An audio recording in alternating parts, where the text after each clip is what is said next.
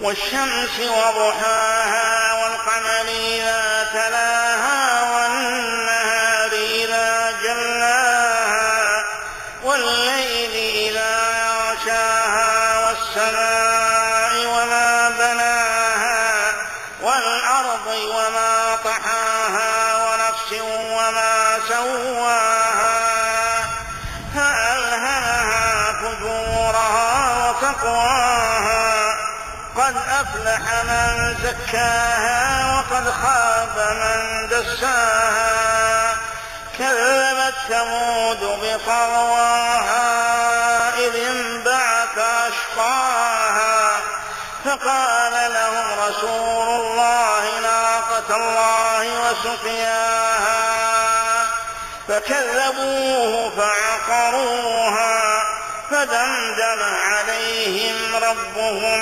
بذنبهم فسواها ولا يخاف عقباها. الله أكبر. الحمد لله رب العالمين الرحمن الرحيم مالك أنعمت عليهم غير المغضوب عليهم ولا الضالين.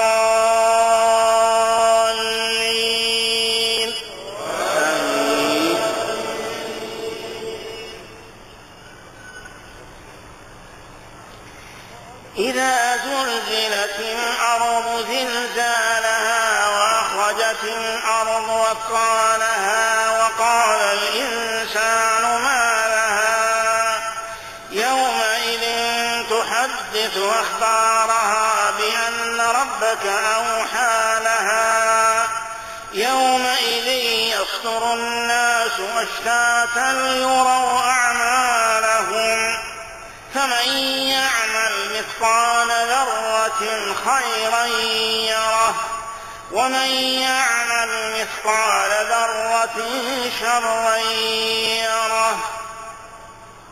الله أكبر. الله